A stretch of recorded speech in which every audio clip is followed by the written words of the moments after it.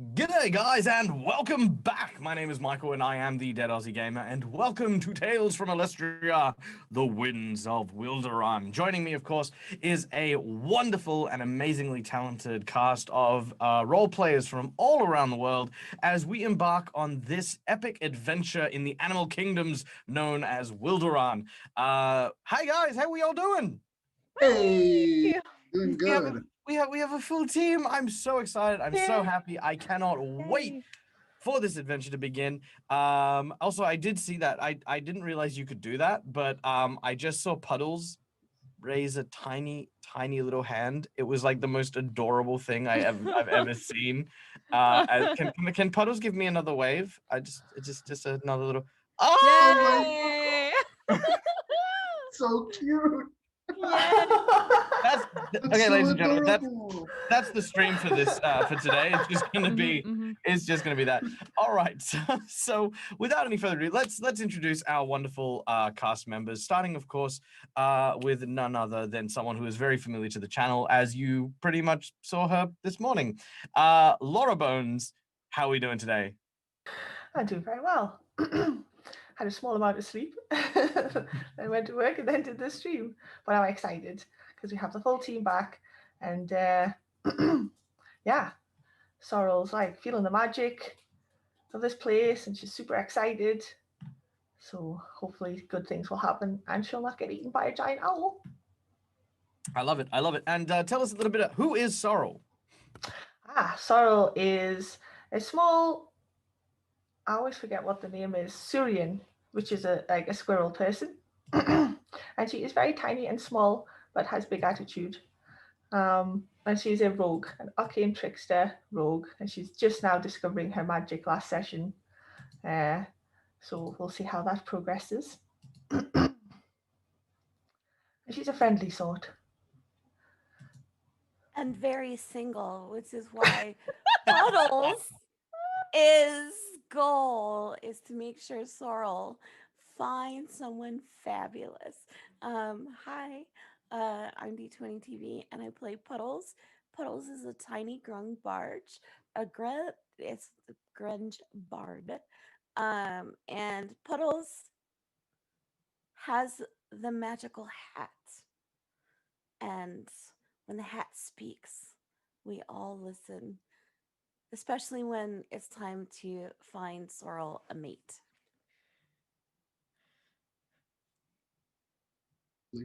I'm Aiden. I play Finnick. Finnick is a bullpen and a monk, and he likes punching stuff and being kind of mean sometimes. And he's just hanging out with the guys, trying to basically save the place, which wasn't what he intended at the beginning. But well, I mean, we got this far. Might as well What go full. Why don't you tell the folks back home what Fennec's feelings are on veggie pygmies and their abilities to fly? He hates that. He really just hates that. Yeah. I cannot believe how much he hates it. And of course, last but not least. Hey. Hi everybody. I'm Flint, and I play Mocha, the Minotaur fighter who is now a rune knight. She is the big sister to everybody she can be. She protects everybody as best she can. She's oversized as opposed to all the really tiny people in this party, most of which she carries at any given point. And she's just looking to protect her family as best she can. All right, fantastic. Best big sister. All right, now guys, if you are watching and of course hopefully enjoying this series, then there are some ways you can actually support the cast and the crew of the Winds of Wilderan. We have a number of different rewards that will allow you guys in the audience to participate in the game live while it is actually being run, thanks to of course the lovely support and tech of our beloved editor. You can donate to us on Twitch or on YouTube, I guess. I mean, I don't know how the donations work on YouTube, but I presume Eddie is all over it. For the price of $5, you can give inspiration to one of our players, which will allow them an advantage in various dangerous situations, allowing them to pull their resources to try and overcome these dangerous challenges. You can see that Sorrel and Mocha are currently in possession of one of these coveted inspiration points. For the price of $15, you can generate a plot twist, I believe. No, $10. $10 is the plot twist, where we will go through a random deck of plot twists and implement it in the middle of the game. Now, these can be some pretty wild and wacky things, like the path least traveled. So while the group is adventuring, they might find a new path to take. We have unseen obstacle, which can generate a whole bunch of different challenges that they could face, or all the way through to covert operations, where they're suddenly besieged by a Carmen Sandiego inspired chipmunk. I don't know. Whatever it is, a random plot twist happens, and you guys get responsible for that. For $20 dues, you can award a natural 20 to one of the players. That is to say, they do not need to roll; they just get a nat 20. Nat 20. How good's that? It's just there. That's it. They just have a nat 20. That, you don't have to give them the nat 20. You can give me a nat 20. That's why I've got my little bars down below, just saying, putting that out there. Love? No? Okay. And of course, for the big prize of $50, you wonderful and amazing human being, will be able to create a notable magical item, NPC, or special event for the campaign. This, our last lovely and notable NPC was, of course, the Kenku monk from last week with no arms, named Bonebreaker.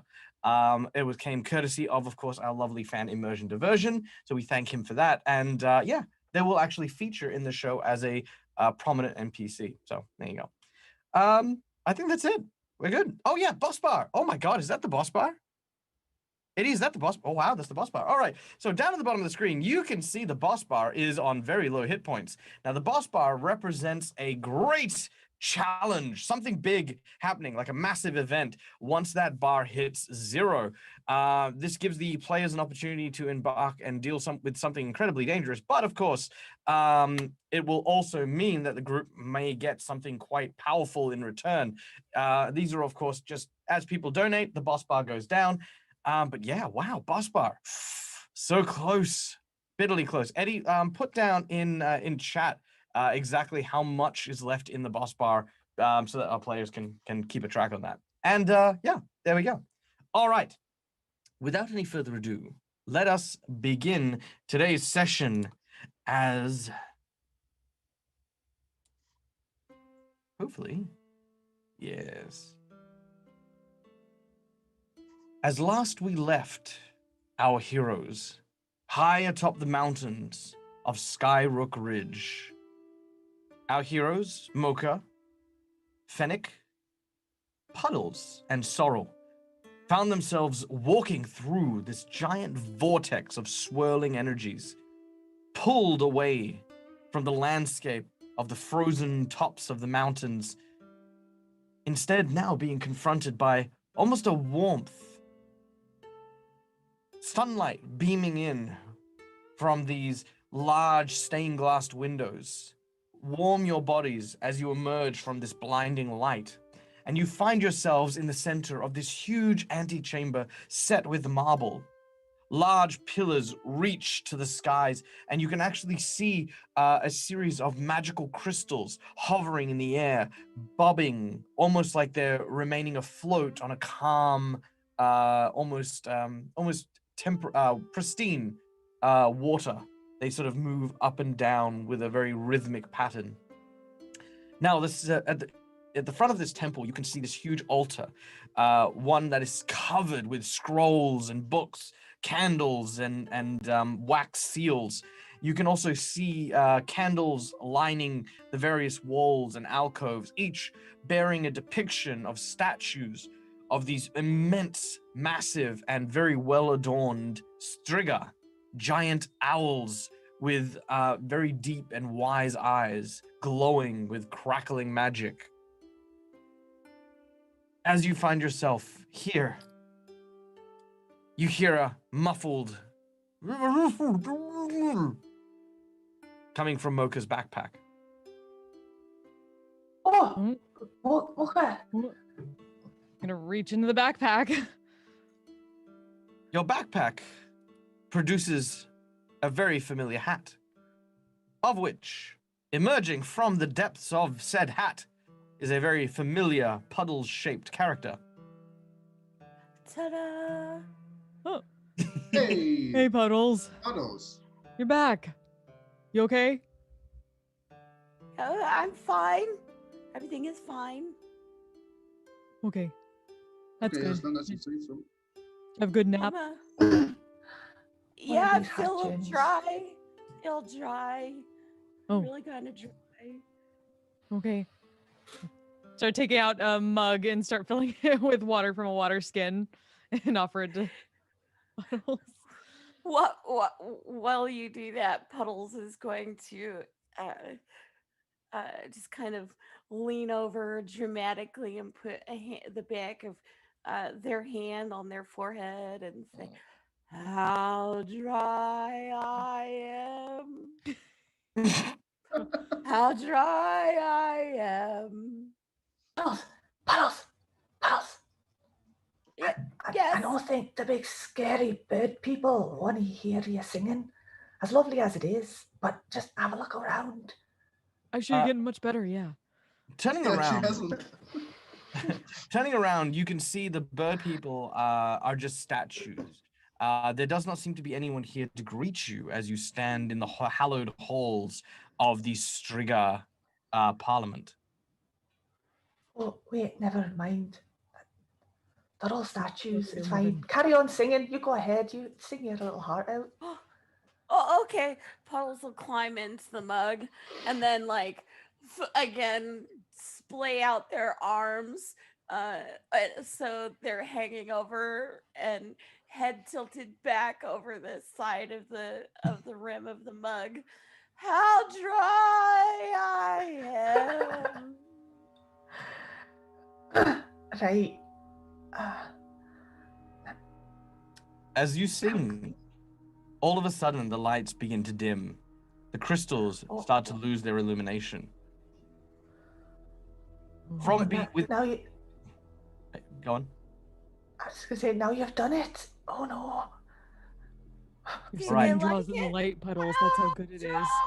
I am. From within the darkness, lights begin to appear, glowing embers. It's coming in pairs. Start to turn as these unseen figures emerge from the dark, staying just outside of the light that illuminates the center of this temple where you now stand.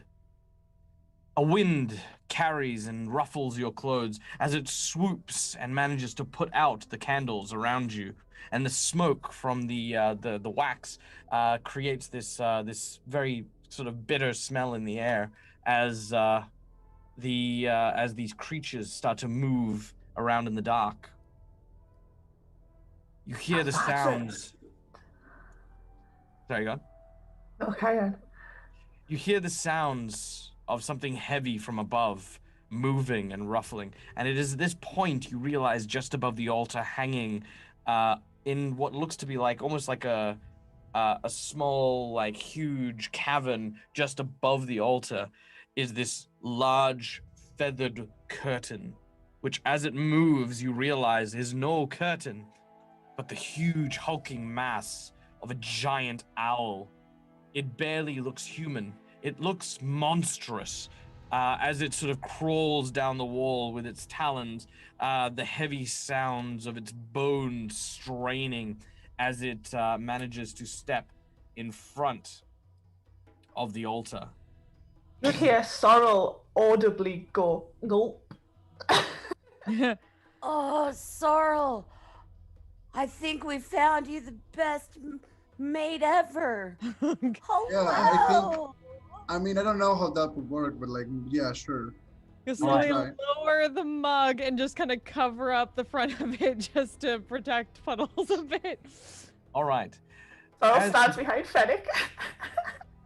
All right. As this happens, Eddie, can we go to the map, please? Also, while we are switching to a map, a very, very special shout out and thank you to Captain Malik, who has just tipped $20 for the stream. Thank you so much. Wow. Uh, So you, I guess, have a choice. You can give four inspiration to any players of your choice. You can give 2 random plot twists to today's game, or you can give someone a natural 20. Leave your message in the chat, and we'll get to doing that immediately. All right. As you begin to sort of watch these creatures sort of moving closer, this large figure rises, and you can see its glowing yellow eyes staring down at you. Now, what you know about the Striga is that these creatures are secluded, even from most of the Wilderani. Very few people actually get to see them, meet them, let alone actually talk to them face to face. Some say that their time in isolation has driven them insane, while others say that their abilities to perceive the future are so intricate and so deep that they pulled themselves away for fear of ending the world itself. The weight of these creatures is quite intense as they gather around you. The owl in front of you turns and says in a very booming voice,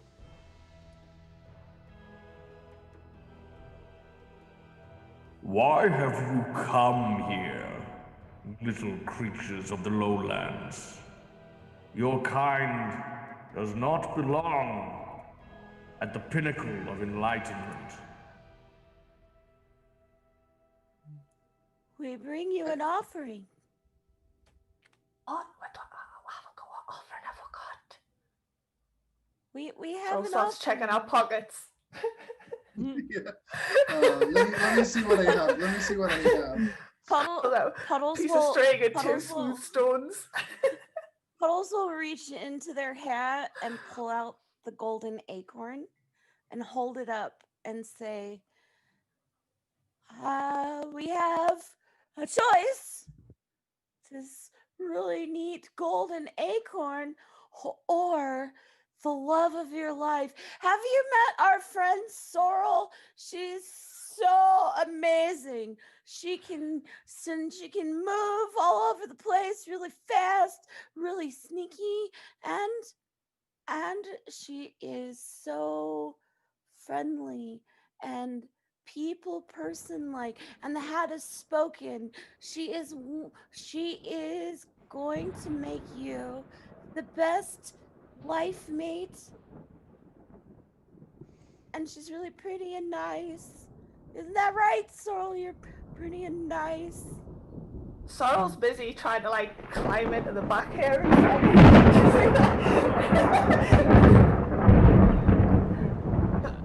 I mean, all that's Right. true, but also we're seeking knowledge about what's happening in Wilderan with the mammoths. Oh yeah, that too. Yes, the Yeah. mammoths are. Yeah. Yep. Yep. You muted. The owls cast silence upon Michael.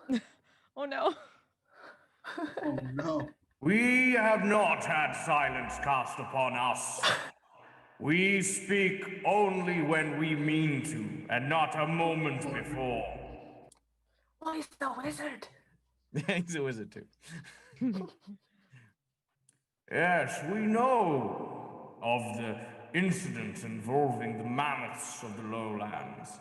We've seen them from atop. We have heard their whispers, and the augurs know of their plans on Wilderan. But what of that is concerns of you? You travel with kingdom, you travel with northerners. Hey. Sup?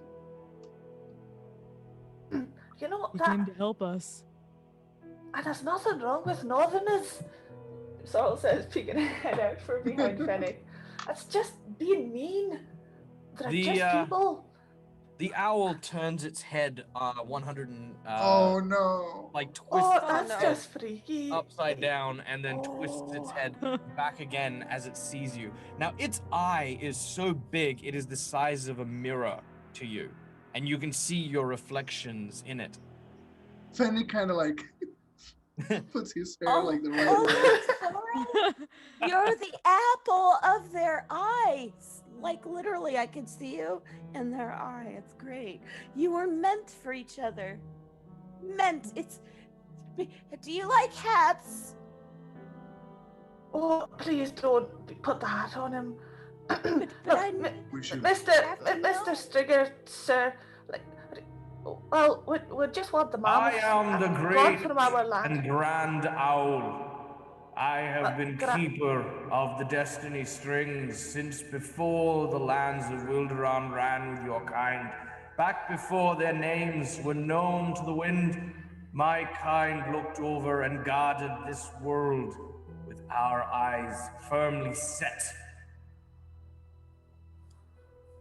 It must Right, be very um, lonely. This is why Sorrel would make the greatest life mate ever, because Sorrel is very much a protector. And if anybody tried to, so that you don't have to get all your feathers ruffled, Sorrel can Oh no. poke him in the butt. Well, At maybe this we point- should get Right. information for. Would like to get rid of the mammoths. We may just be small. Well, apart from Mocha, she's quite big. But, well, there's no one else could do it. So we thought we would. And we could do with a wee bit of help. And what of the mammoths? Should we allow them aid if they came to us asking for the removal of the Wilderani from their lands? Well, honestly, that's, well, entirely up to you. But right now, the mammoths aren't here, and, well, we are. Grand Owl, sir. I mean, Fennec here came to help us. He's been Yo. nothing but helpful in dealing with the mammoths that we come across so far. He doesn't seem like them. And obviously the hat spoke, so They had spoke.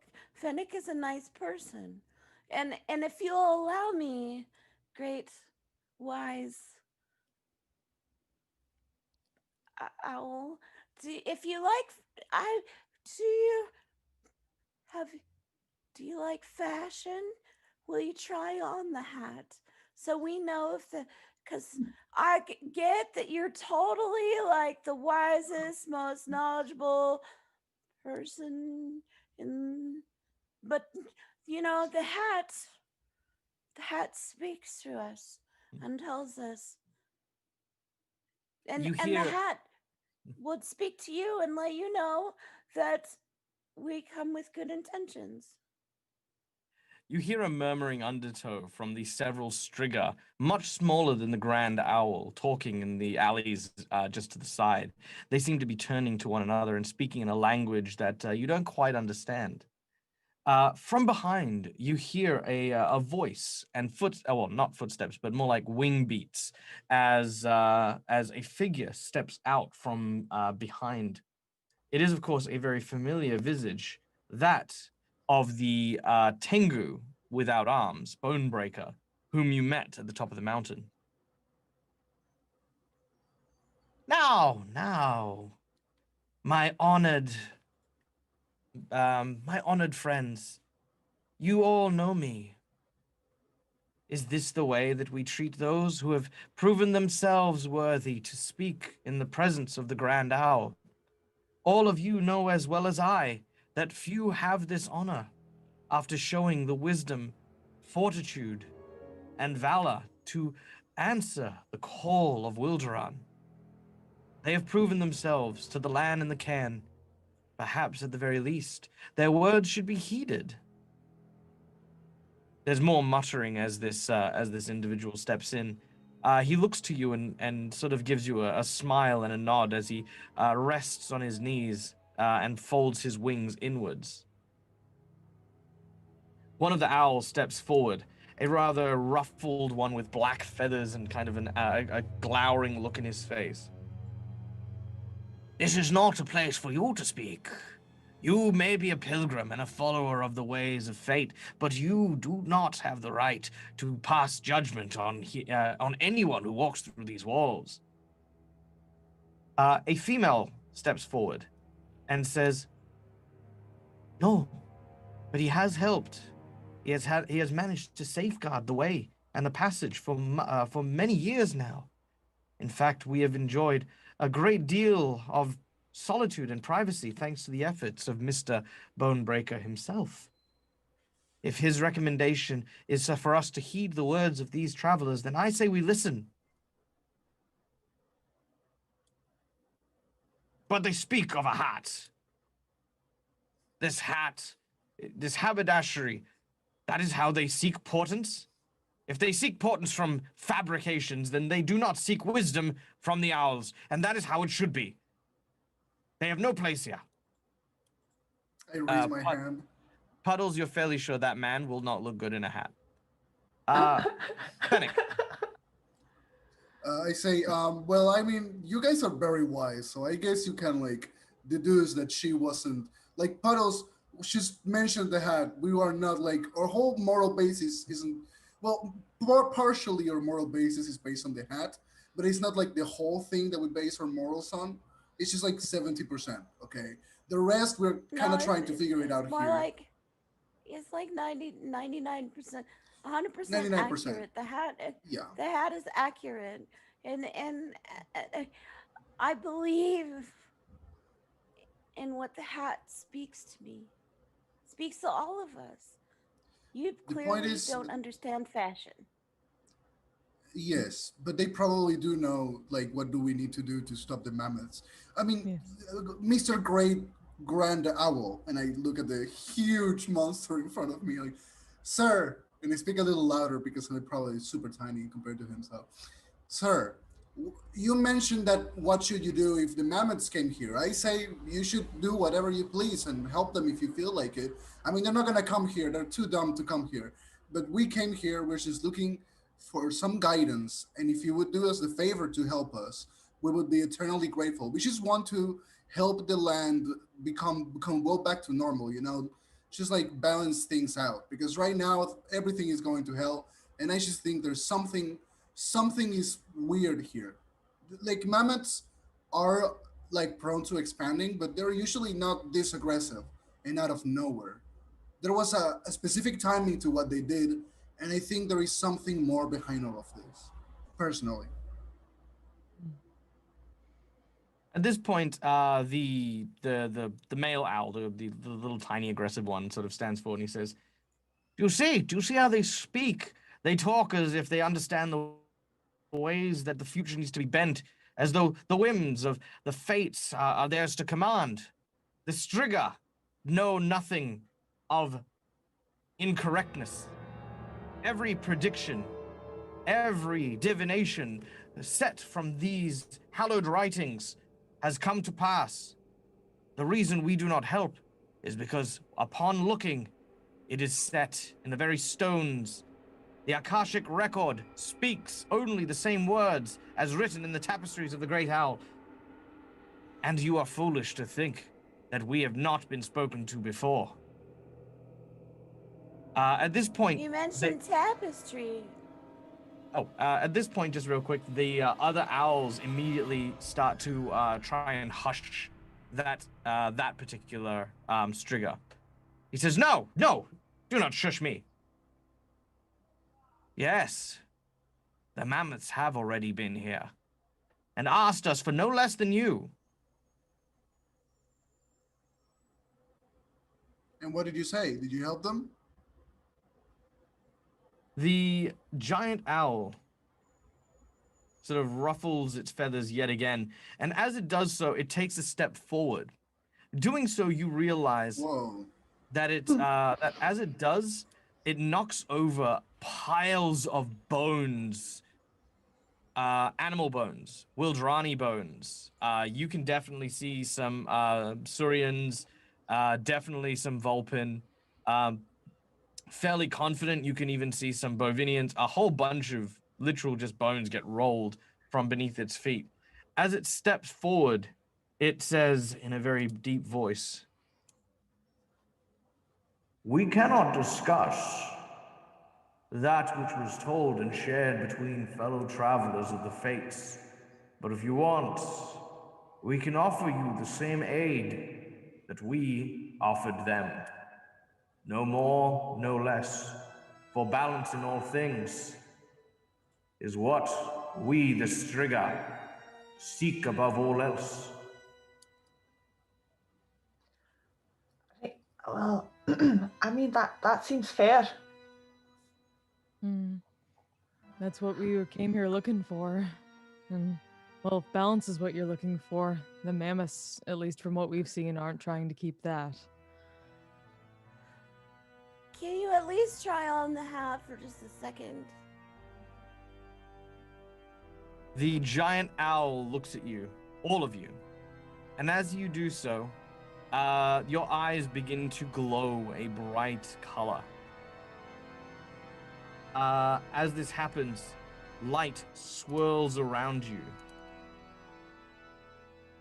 And once again, you are filled with that same energy, that same magical resonance that seems to flood through your bodies. As we watch. There we go.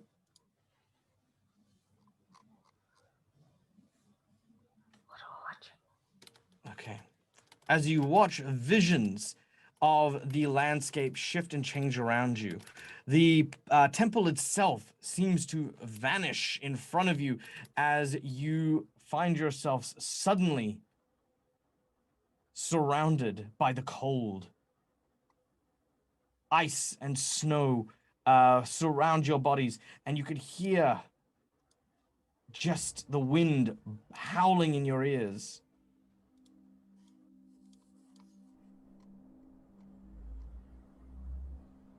Which you should be able to hear now. Maybe? No? Okay, hopefully that'll fix itself. All right. I can hear it. As your eyes adjust, you find yourselves in a cold and frozen landscape. Fennec, you recognize this place, but you don't know exactly where you are, but you know you are north of the wall.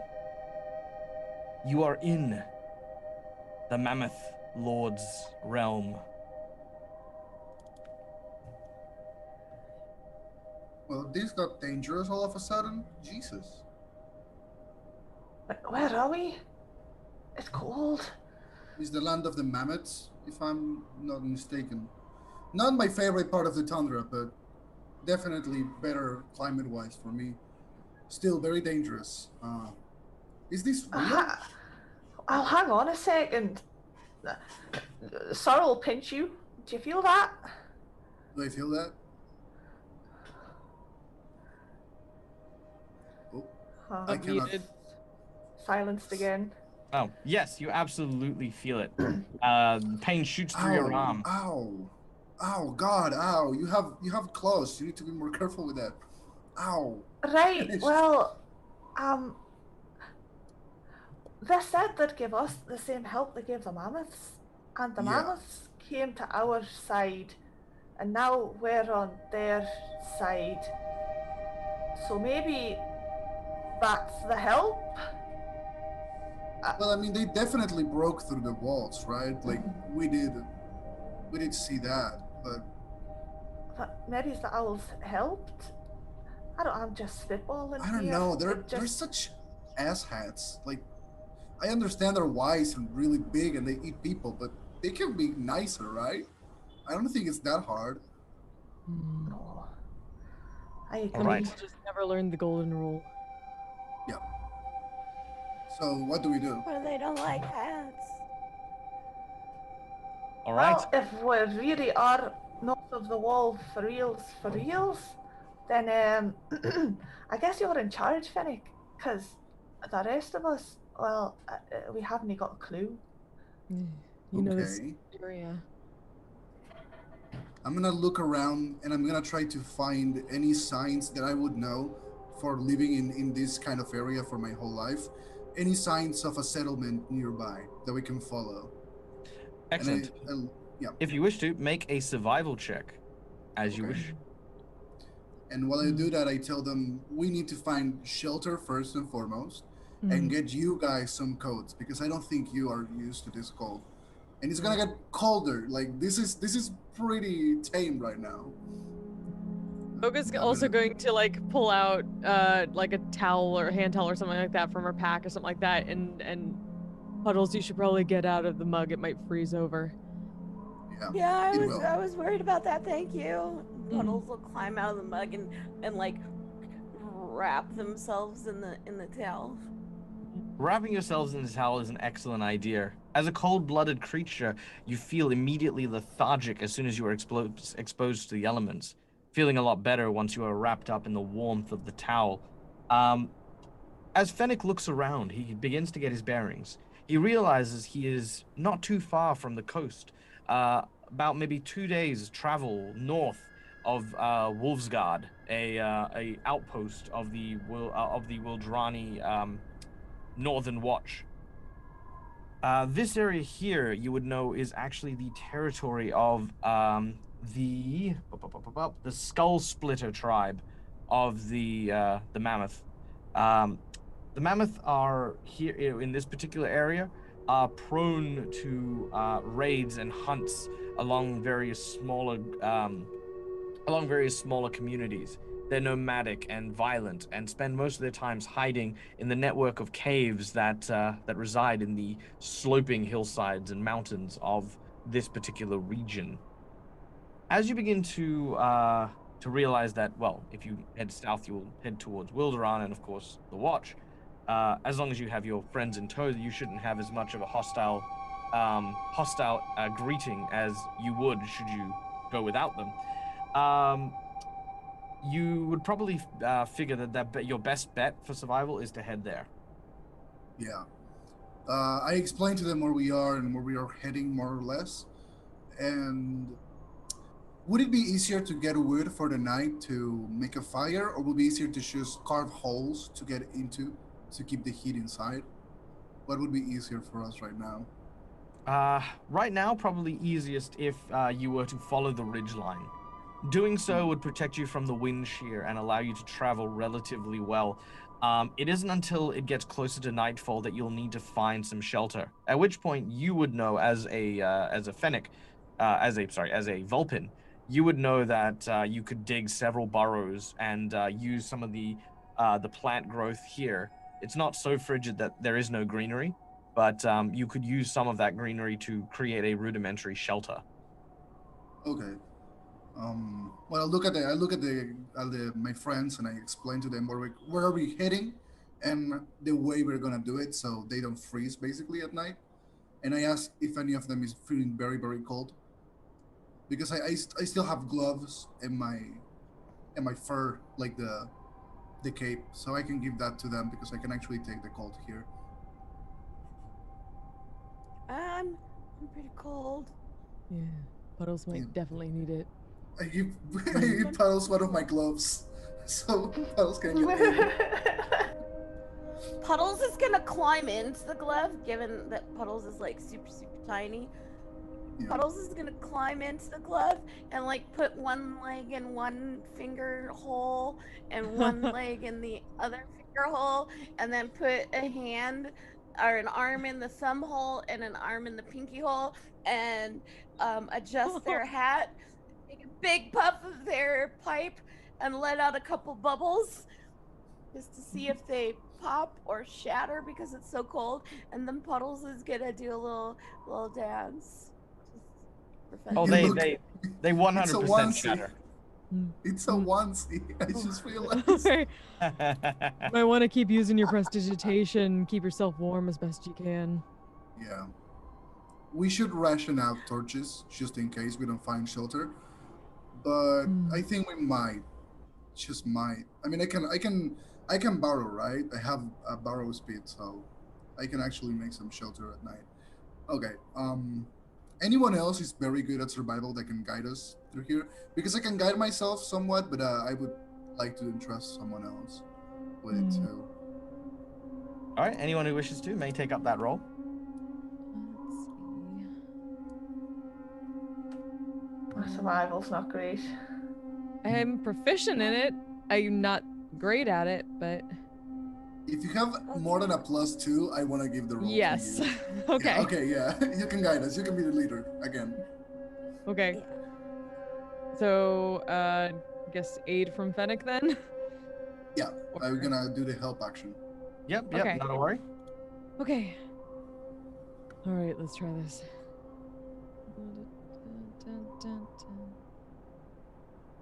Oh. Wow, what a good throw. Wow. Right. I Well, really don't know my way around here. well, you do have inspiration, I believe. Oh. I think I got a nat 20 from last time. That's the difference, right? Oh, did you? Oh, yeah. Yeah. You got. Oh, okay. That's sorry. I. It's very tiny on my screen. Hmm. Okay. Well, I guess we need to survive. I can use that. Much better. Yeah. No. Well, I mean, okay. So, it's not an instant death if you fail, but that's fine. All right. You begin to make yourself southwards, and as you do, you find a cave that seems to be able to provide you with decent shelter. It is a slow-moving progress, as of course you're not really familiar with snowy terrain and the like. So you think it might be best to, at least for the time being, hold up until daybreak. However, Fennec will very, very much tell you that, well, daybreak doesn't really come that often, here in on the north. But of course, having a good rest before you continue is never a bad idea. Yeah. So do you wish to stop in the cave? I look at Mocha. She's leading the party, so. I mean, at the moment, this is probably for the best. We're not gonna get much further at this point. Do you want me to go check and see if it's safe? That might be a really good idea. So there might be While this is monsters in there. Yeah, the last time we went Puddles is underground or in caves, it didn't turn out too well. There was like a troll.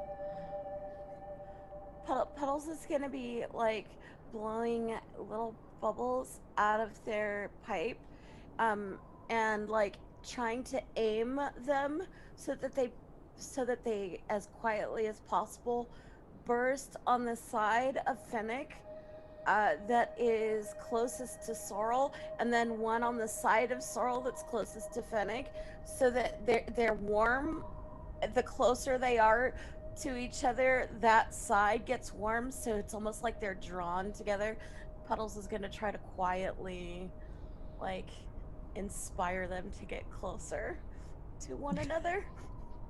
I turn around and look at Puddles, and then I look at Sorrel, What? and I go, maybe I'm gonna go to the cave too. I don't know if I just want to stay here, to be honest.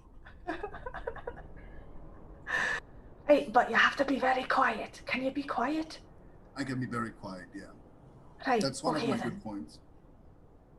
I think. Yeah, so Sorrel and Fennec will go sneak in and check out the cave to make sure it's safe.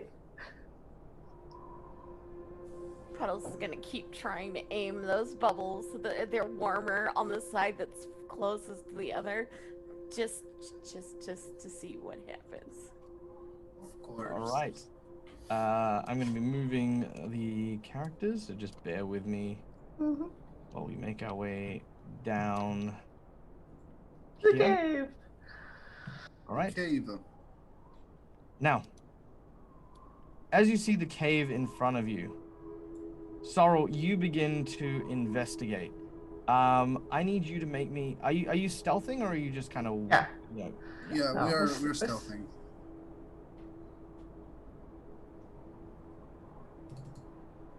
If you would be so kind as to make stealth checks if you are indeed stealthing.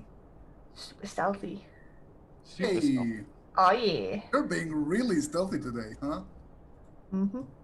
All the quiets.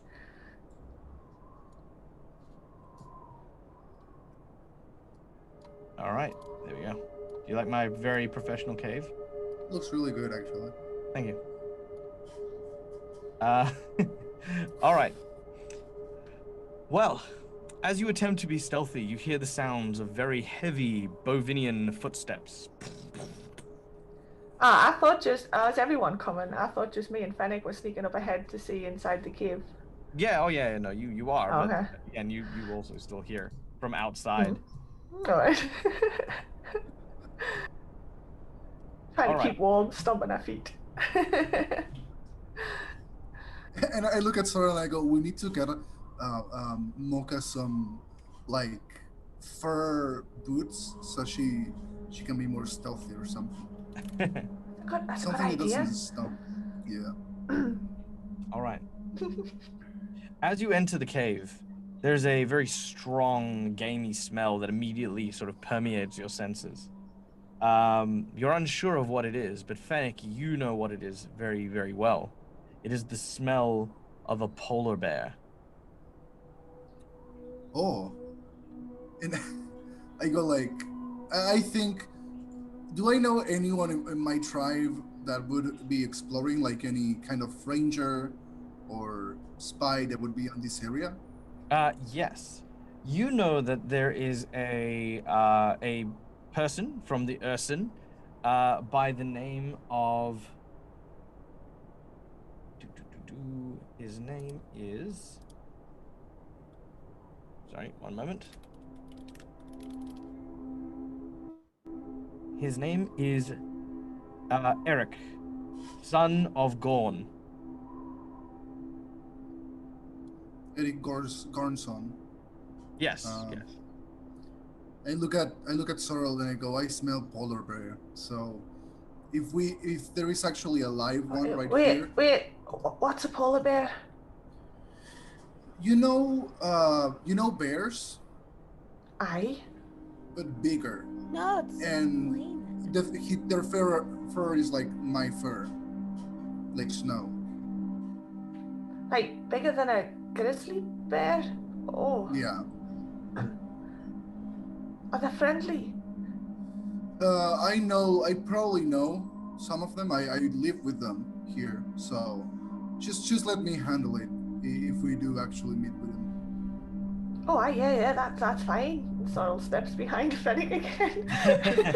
I'm gonna start heading in and just start thinking on my head, like, how do I tell Eric that I ruined the mission, that I didn't actually. Oh yeah, no, I went to the other side and I didn't do it, and I'm here again. I hope you're cool with that. You know, I'm trying to think what I'm gonna say. Oh no. If there's something I am not, it's smart and charismatic. That's the two things I'm not. So, we'll see. All right. You begin to walk in the snow into the cave itself, and the smell begins to get louder and louder. Begins to get more prominent. As you make your way in, you can hear something that you've stepped on, something metal.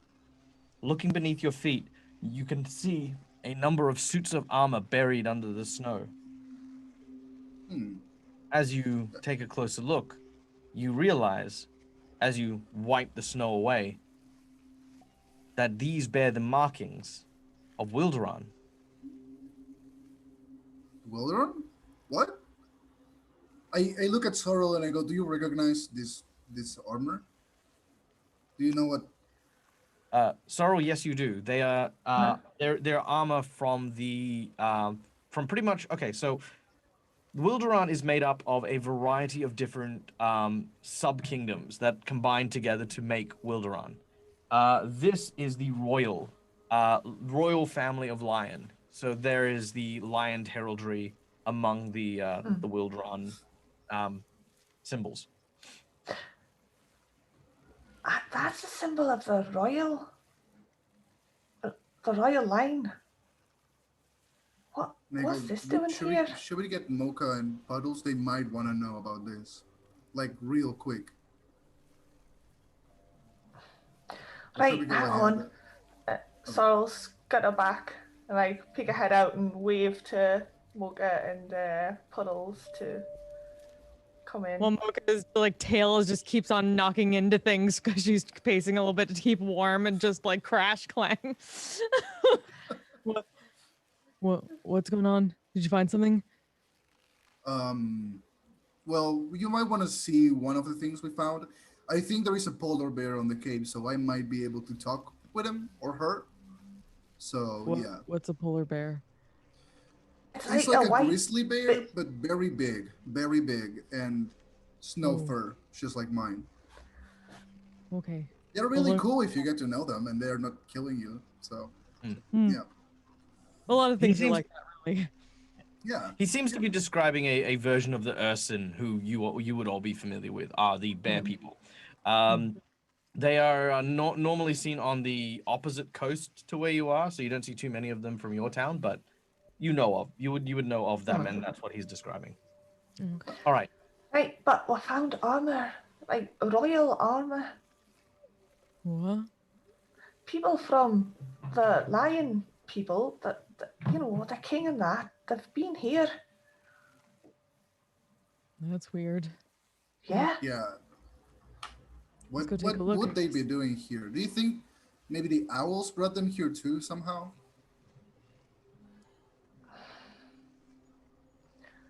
Well,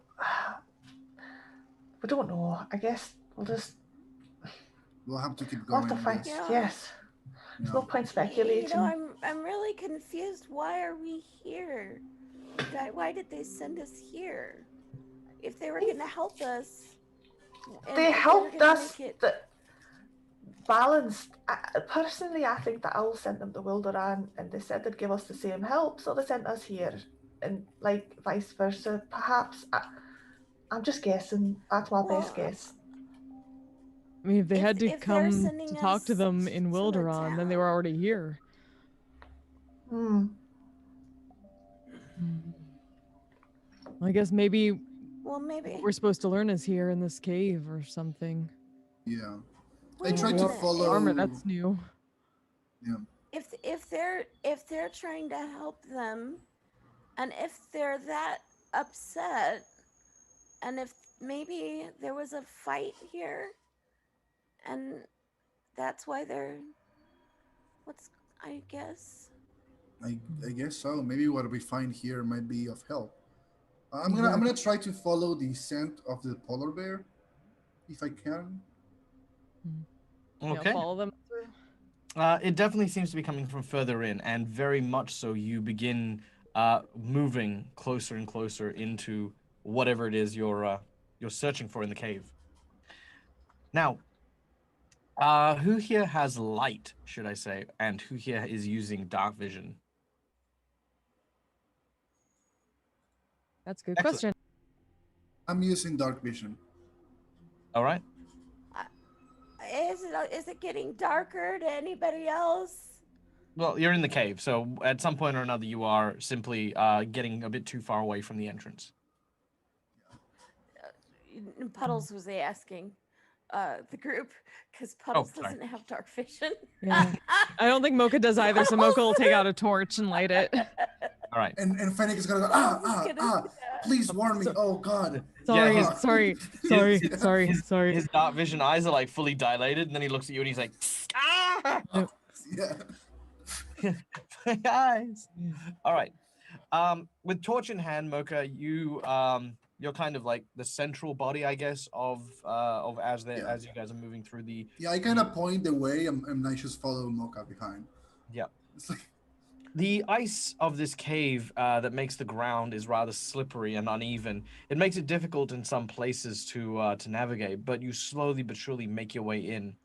It's about 5 minutes that pass before you come across another suit of armor, and then another, all of which still bearing the same symbols as the Wildrani. any weapons, anything else beyond the suit of armor? Yep, simple longsword and shield as well, bearing the heraldry, seems to be by their side as well. These creatures, whatever they were indeed armed. And just armor. There's no like bones or sign of. Correct. So I was gonna look at the armor and see if it looks like it's been taken off, ripped off, torn off. Like, has it been carefully removed, or does it got scratches in it? Like it's been That's a ripped good off. one. That's or... actually. It does not. It looks as though whoever was inside of it simply disappeared. Oh. Just out of precautions, Puddles is gonna sink down into the glove, cast really quick prestidigitation to warm up a little, and then when Puddles like pokes their head out, obviously hat comes first, but like, so is the hat Puddles' eyes, and then the glove because Puddles is still there, but Puddles is gonna take a deep inhale of the pipe and let out this bubble that's filled with like a myriad of colors as I cast fairy fire on the furthest item that is at least 60 feet from me. And when it explodes, it's like an explosion of color as I cast fairy fire to see if there's anything It's a good idea. hiding in the shadows. But Very definitely nice. like bubbly colored, like rainbowish colored, sparkly glitter. We're starting to rave up in here. All right. When you do that, Sorrel like bends down to you and she goes, when you do that the magic thing, like, does it tingle like a wee itch in the inside of your head? Oh, the hat speaks to me, and I feel like this warmth on my head, and then I hear something inside me. It's like not real words, but it's almost like the sound of when you thread a needle and that first piercing of the tip of a needle into as you're weaving thread through silks. That's what it feels like. It feels like I'm creating from the inside. That's what it feels like. Very creative. Do you ever feel creative, Sorrel? I do, but well, when I did the magic, it was more like it took us by surprise. That was tingly, but I guess it's different for everybody. Yeah. Thanks anyway. And these armor, they're completely whole. Like, look, the buckles are still fastened and everything. It's like they just vanished. Oh, somebody just like. So while drop a we're pile of investigating, I just want to backpedal before we drift too far away from the point. Puddles, as you've cast fairy fire to get an illumination of the surrounding areas, you can see that a shadow is cast on a nearby ice wall. It seems to be that of a large bulk. Fennec, you can cast your gaze in that direction as well, and you can see very familiar clothes hunched over in one of the corners of this particular cave. It seems to be the garbs of your friend. Is Harry there, or is just the clothes, though? It looks like he's there. Oh God! I rush in. Is he conscious? Is he awake? As you rush over to him, do you call out to him? Yeah, I go, Eric, and I kind of do the fox thing, and I go like that, and then I stand up and I do a little jog. All right. As you do so, his head rises, and you can see the white fur from the polar bear's head as it sort of stretches outwards and looks around. You then hear a noise, a strange noise that you haven't actually heard any of your family or anyone you know have made before.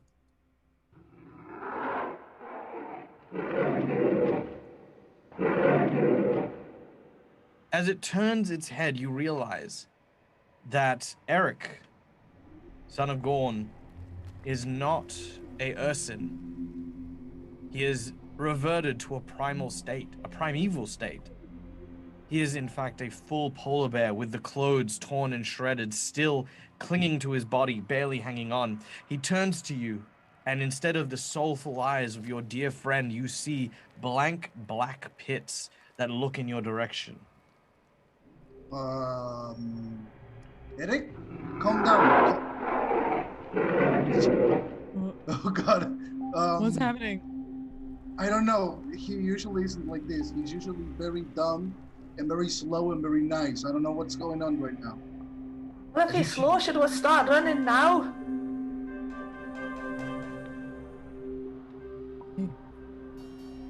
Why get back. Or I can sing to him. You know, music soothes the savage beast. Sorrel instantly puts a hand over Puddles' mouth. I All don't right. think that'll work right now. The creature turns, and as it does so, it lumbers on all fours, slowly at first, but then it's almost like a slow kind of waking up as it realizes it has intruders in its cave. This large polar bear prepares for battle. Holy shit! No, wait. Okay. Whoa. All Get right. back. Damn. All right. We are going to roll initiative as Eric. Oh Ton of yeah. ball. Did the polar bear pass the dexterity save, or do we have advantage on our attacks? Very good question. Let's find out. Dexterity save. Puddles MVP. 12 Alright. is what you need. Yes, the polar bear does manage to save against your Oh damn. Against. All right. Very well. Oh, look at that. That is a scary, scary ass polar bear. All right.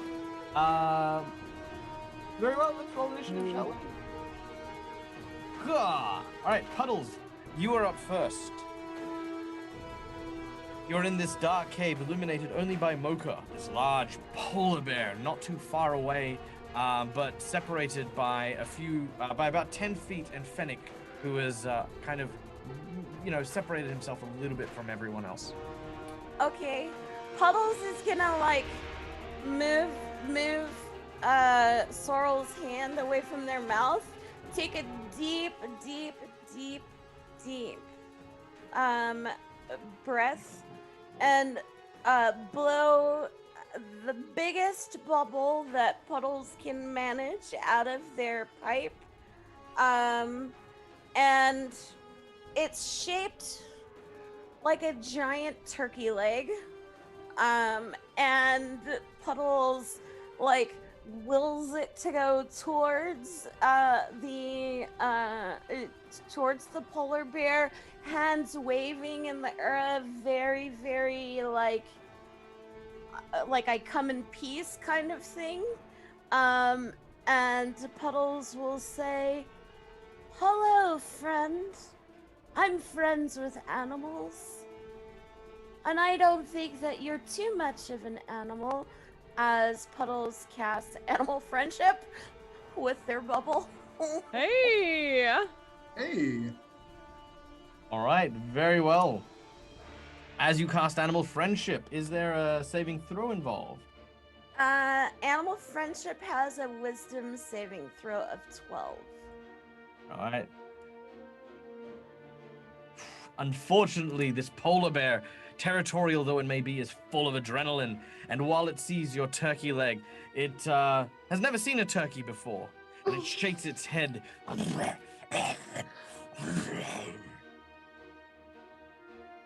It was a good Oh try. yeah. Moses. You don't like a turkey.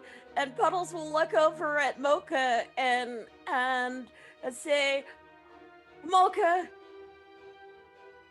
maybe you'll have better luck. Don't smash it too hard. You got this." And I mean, cast inspiration on Mocha. Very Thanks, well. Puddles. All right. Mocha gains inspiration from Puddles' kind words, but Eric lunges into battle, heading for his former friend, Fennec. Okay, then. All right, Fennec, I'm going to give you a free action to do something. You may say or try to implore the polar bear as it charges towards you. I'm gonna try to make it calm down because I'm smaller, my voice is way higher than a polar bear's. So my jaw is gonna go slack, and I'm gonna try to imitate the sound of a cub, like being playful, to see Alright. if I can get it to calm down, basically. All right, make a deception check. Ooh, -1. That's really good. 12. All right. Okay. as it sort of charges towards you, it is, well, actually it rolls with advantage because it's still hostile, but that's fine. All right, so as it charges towards you, it looks like it's going to like raise its paws to sort of slam them down on you. And as it sort of stands up on its hind legs, it looks to you and pauses. As it does so, we are going to be playing the first of our random plot twists that we received from our lovely audience member. Firstly is none other than Unseen Obstacle. The Unseen Obstacle is, of course, Fennec. As the creature is attempting to obviously stomp you guys into the ground, Fennec has presented an obstacle that, well, looks and feels like a cub. The thing is that Eric, son of Gorn, was indeed a very, like, he was like a mentor. He was like someone who knew Fennec very, very dearly. And that, you know, that noise that you're making, like to sound like a child, the noise that you're making and the feelings and fuzzy memories kind of cause it to pause. And it will not take an attack action this round. Hey. Nice. All right, Mocha, you see this happen in front of you. Oh. Hey, Fennec. Do you got this? As she kind of gets in front of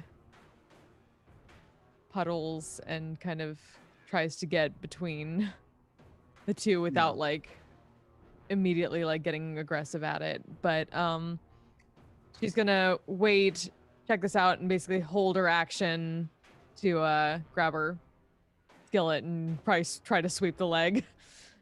Because we're not supposed to hurt this thing too bad if it does attack. All right, make an athletics check as you attempt to sweep its leg from underneath it. This creature she's holding her action to do that in case it was hostile. Like if it attacks anybody. Oh, well, I mean, it is definitely hostile, as it were. It looks as though Fennec's position has definitely secured his safety for the time being, but no one else's. Okay. So yeah,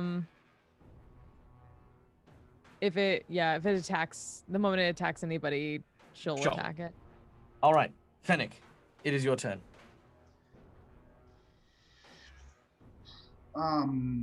What to do?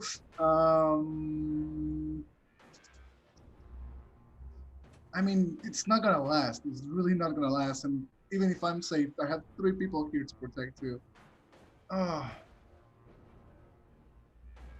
Okay, I am gonna get close to it, like slowly. And as soon as I am when I'm below him, I'm gonna quickly like hit the ground with my paws, like jumping up, and then I'm gonna hit it 3 times under the chin with an attack and a fury of blows. Very well. You come up underneath it and immediately leap into the air, making 3 blows to its chin. First attack. That hits. Right. Great. Second attack. Oh, do I throw damage? Yeah. Damage. Yep. There we go. Nice. Second attack. That misses. And the third attack hits. And I'm gonna try to do it non-lethally, this one. Yep, not a worry.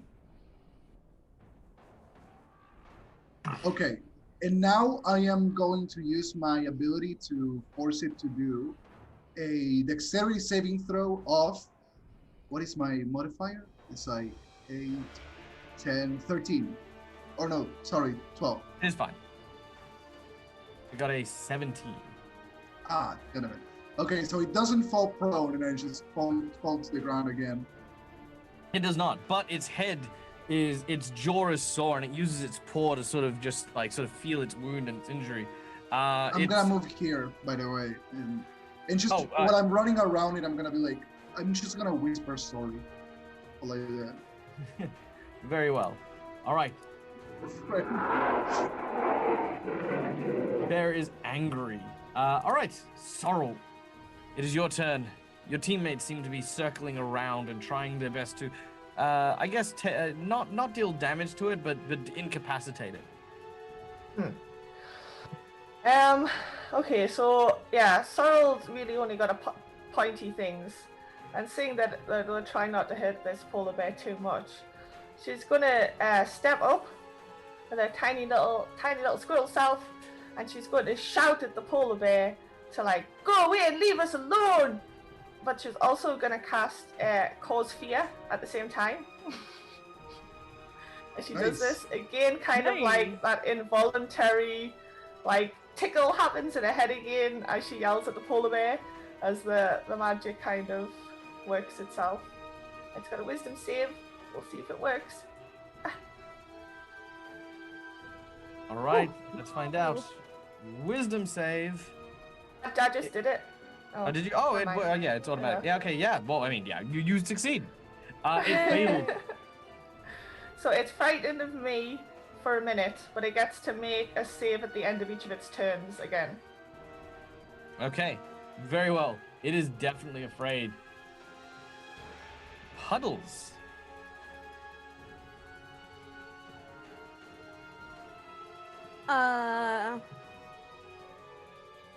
Puddles kind of looks around at their friends, still really cold because they were in that wet mug of water. Puddles is gonna take a deep breath.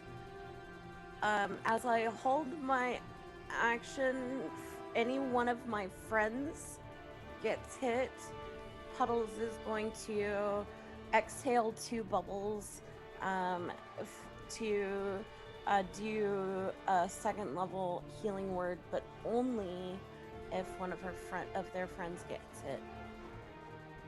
All right, very well, very well. All right, which brings us to the polar bear. Now, the frightened condition in Dungeons and Dragons is not they don't have to immediately flee. They just take disadvantage to stuff, right? Yeah. They cannot walk closer to the person they're afraid of. Yeah. And they have disadvantage on attacks as long as they can see the creature they're afraid of, I think. Yep. Right? Yeah, that's right. All right. So, the polar bear is definitely not going to approach Sorrow, as it is quite in fear, and it looks like it is about to attack. I say attack. It's both an attack and it's just trying to move, but it's going to plant its feet back so it's on 4 feet, but it's going to try and stomp on Fennec in the process, and then try to move away from Sorrow. At this point, Mocha, you will get your readied action to try and tackle it. Okay. And then if that fails, Puddles, you will then get your chance to do some healing if it does hit. So Mocha, athletics check, if you'd be so. Yep. Make sure of intimidation checks. Wow. Athletics. Go. Oop. Oh my gosh. Oh, terrible. You hit this very dense wall of fur, and you've fought and sort of arm wrestled Ursin before. They're strong. They're very, very strong, even compared to the bovine. But this is next level.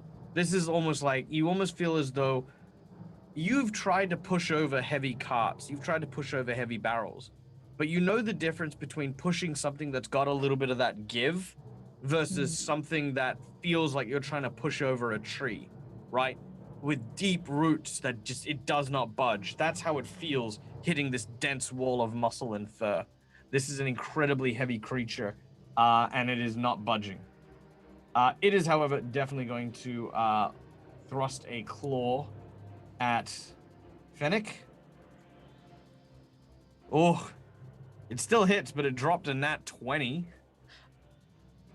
So very lucky on that one. So good work on that, Sorrel. It's a not net. Good. As soon as it hits, the bubbles go out and they're green on the inside, and one pops on each of them. One pops on his head, and then one pops on his fist. Very well. All right. Thank so, you. So yes, as the thing hits you for 10 points of damage, Puddles' bubbles explode and heal you for 7 damage in total. So in total, you've just taken 3 points as this huge heavy weight just steps on you and then moves slightly further away. As it does so, from behind, actually,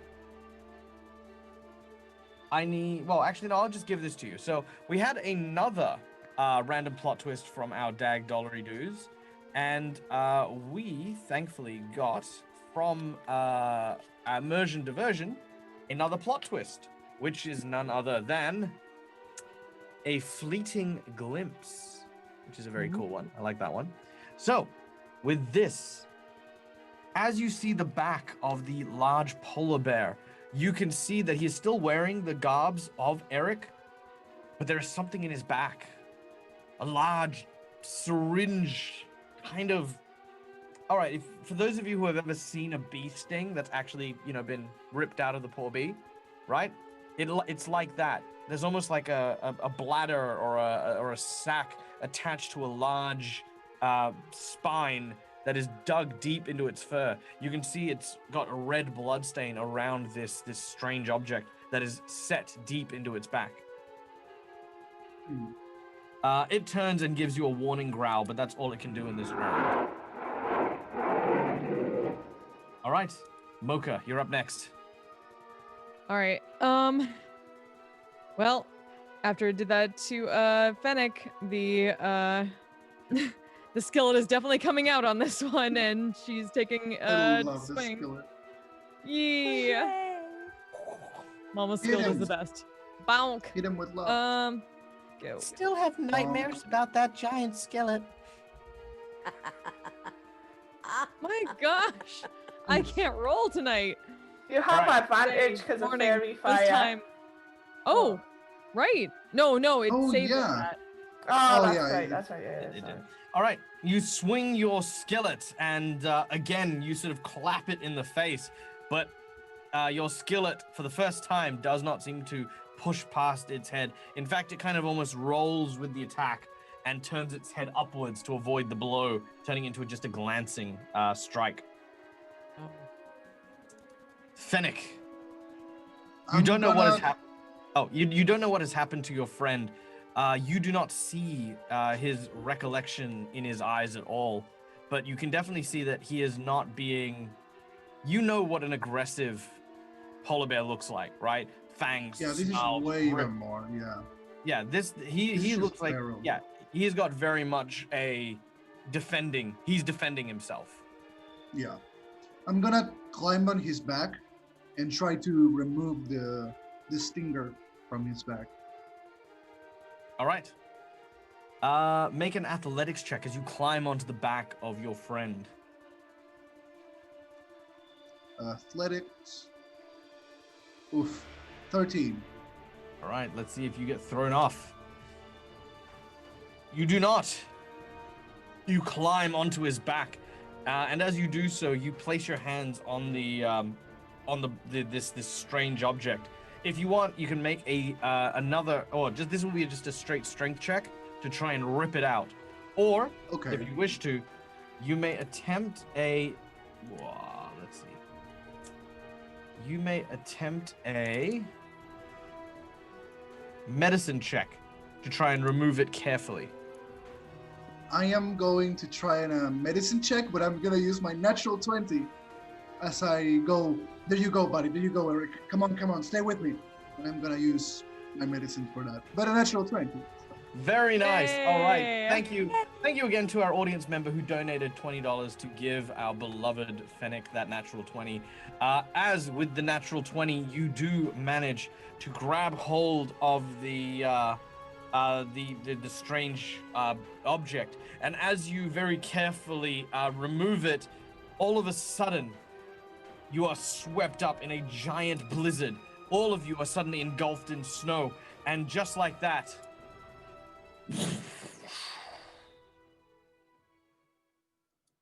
you are no longer in the cave. Hmm.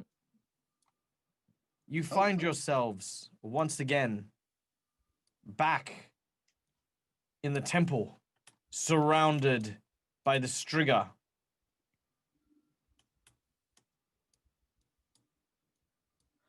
All right. And we are back to that map. Ta-da! Wow. What was that? Oh, Oh, I get it. It was a trial to see if Sorrel was worthy of your love. And see, Sorrel is totally worthy. Sorrel is a great life mate. And we've proven it. Fennec, you have in your hand the strange object that you pulled from your friend. It is God. still like the actual blood is still fresh and dripping to the floor here. This was no vision or illusion or trick of the mind.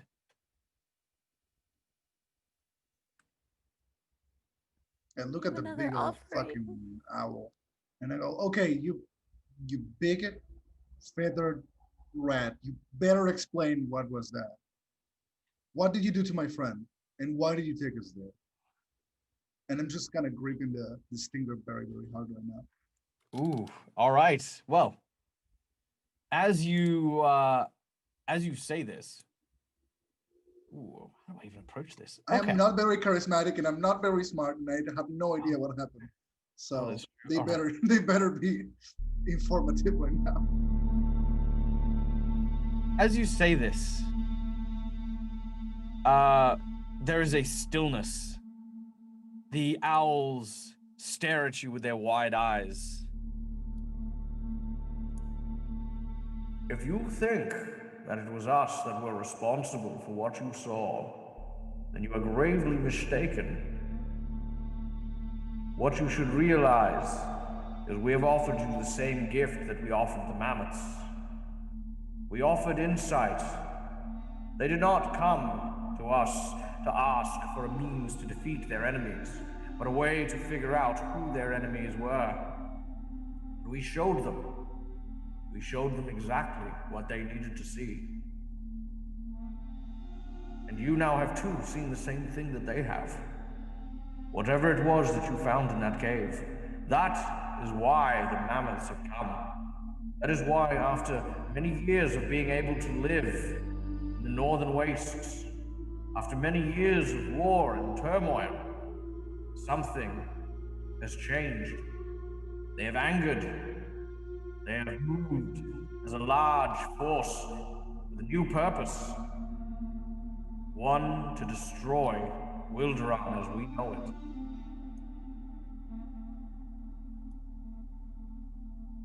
At this I look point, at the stinger. oh, what was that? Oh no, I just look at the stinger when they're talking.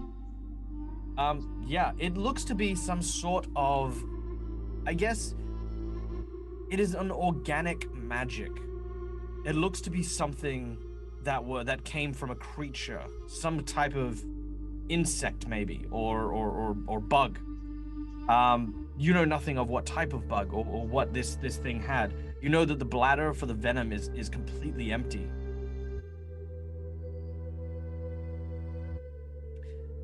At this point, the female Striga steps forward.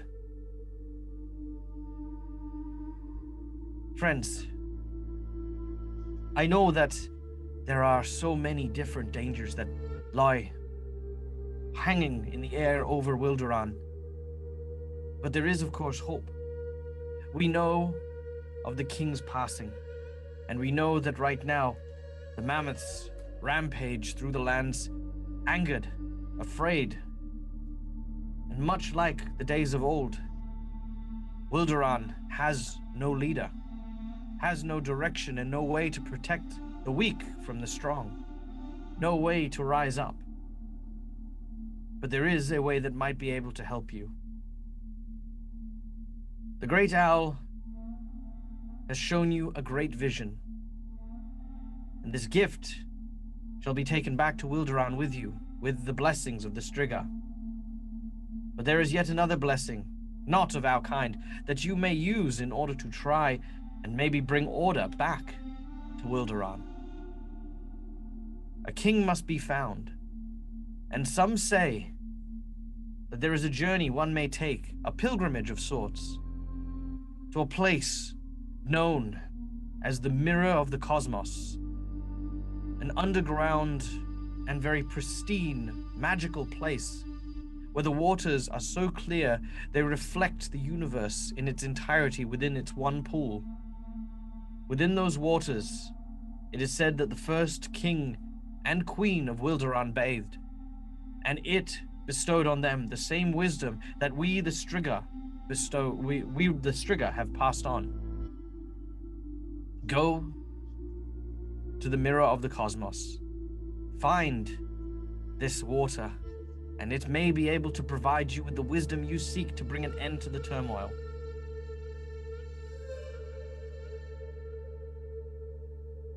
We know this is not your responsibility or duty in any way. We know that you are the most unlikely of groups. But will you do this? Does that mean that one of us will be king or queen, or do we need to bring someone with us that we think is worthy of that and have them bathe in it? The male owl scoffs. The waters work in mysterious ways. Even we, the Striga, may predict the future, but one spot remains blind even to our visions, and that is, of course, the pool itself. Find the pool and you will figure it out. Make a deal with you. We'll go do this thing, and we'll go to the pool on 2 conditions. 1, you try on our hat, just What? so we can see. Just so we can see. And 2, like, no, really, look at Sorrel. Isn't she, like, beautiful and very just, you know, she's so agile and a solid, you know, life mate. Just, like, seriously consider. Like, with how- all due respect, I don't really want to marry something that could eat me. No As offense the or anything. You're very handsome, but yeah. the male Striga basically turns and says, "What? No, I'm not wearing that ridiculous." And then the great owl speaks up. Put on the bloody hat. Do it. I'm kind of like, I'm doing the puddles hype now. I'm good. You actually watch as the owl dressed in the red robes is like visibly uncomfortable. He's like fluffed up and he's just like, but he dares not speak out against the Grand Elder. He's sizing his, get it over and done with. He leans forward, very disheveled, and he lowers his head to receive the blessing of the hat. So Puddles like climbs out of the glove and like wiggles their butt a little bit, and then takes the hat and very, very gently sets it on the Stigger's head, but kind of tilted a little bit, kind of like, you know, for some swag, and then steps back and holds up their hands to, you know, like to do like that whole picture thing to see, you know, good. So okay, so I need you to like strike a pose, turn around, and then give us a different pose, just to see if the hat will speak. I will not be degraded by. And you see the owl sort of lean forward as you know, sort of just looms over him. He then It's a magical relic of and looks over amazing his shoulder. power. Like if you've ever watched you know, Viva La Dirt League, it's like when Rowan tries to model and he's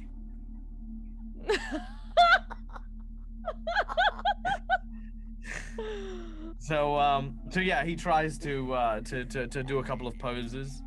Okay. Let's see. I You know want- what? I wanna Let's see what his see- performance is. Okay. The Real Trigger are like mentally making portraits in. Oh my god. I think he failed, but I rolled a natural 20. Let's try again. So Alright. So he thinks he's a natural 20, but he's actually more of a 9. okay, so Puddles is gonna like look. Does Puddles get any, like, when Puddles really focuses on, Puddles has this big belief in the haberdashery. Oh yeah. So does Puddles get any sense of whether this Jigger has good intent or ill intent, or is good or bad when they pose awkwardly? Your hat begins to speak. It feels as though the Strigger themselves try to maintain a level of neutrality. They don't take sides. They don't benefit and they don't hinder people. What they seek more than anything else is to balance in all things. This could possibly mean the balance of Wilderan's fall, or it could mean the balance of the rise of the mammoths. It could mean anything. It is as mysterious to contemplate it as the haberdasher is to other people to try and comprehend. But what you know for certain is that the pool of which they speak, they hold in reverence, and would not send you there in a means to harm or to kill or to injure you. It's a holy place to them, and that you can tell is very clear. Why they're sending you there, that kind of maybe is a little bit like elusive to you at the moment, because it could be very well it's like, yep, I'll send you there, and that's also where we've sent, the mammoths, and maybe you guys can talk it out, which of course for you guys would be super dangerous. But you can't tell that motive, but you can tell the place itself very holy, very sacred, very much a respected area. Okay, so Puddles will eye the Strigger tilting their head a little to the left, and it's almost as if, like, you got, like, Mocha and Sorrel, Puddles. It's like Puddles is really intently listening to something, and then Puddles, like, takes a, like, small puff of the pop and nods and says, okay. The hat has spoken. I don't know if I like you or not, but you and I, we have different personalities. But we'll go to this place, I guess. That is spoken.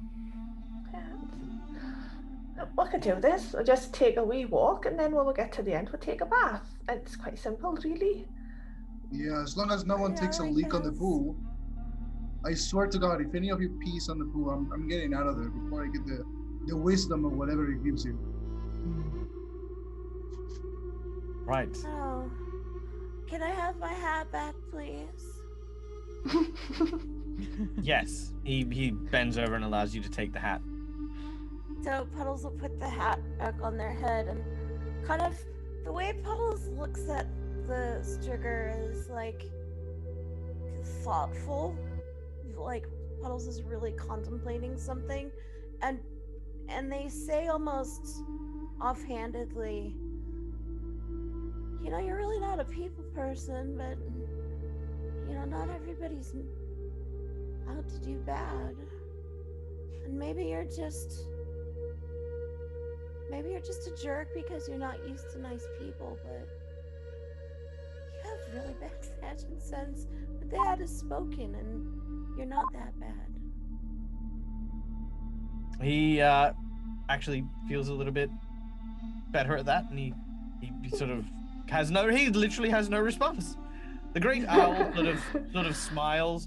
He kind of has, now that you kind of see him in like kind of a new light, you realize that the grand owl, there is kind of a grandfatherly feel, right? His eyes seem to soften as you kind of talk to one of his children, and as he smiles, he waves his hand over you, and a flurry of feathers coalesces around you into a maelstrom of down as it sort of just spirals and spins around you.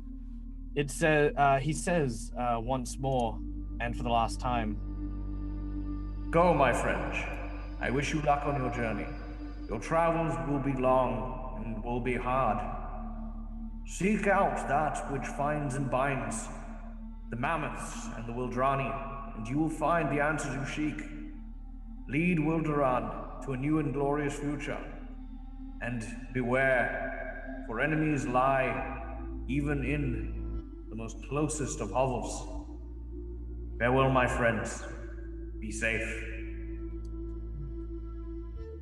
And you find yourselves back on the top of the mountain.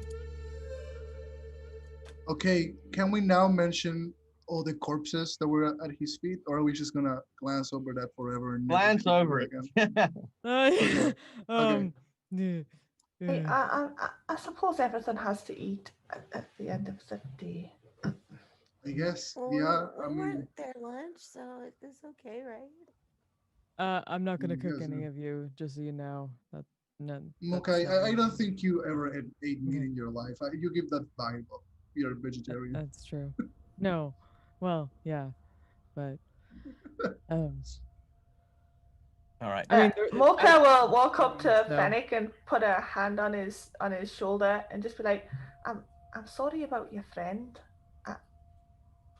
I hope he's Yeah. all right."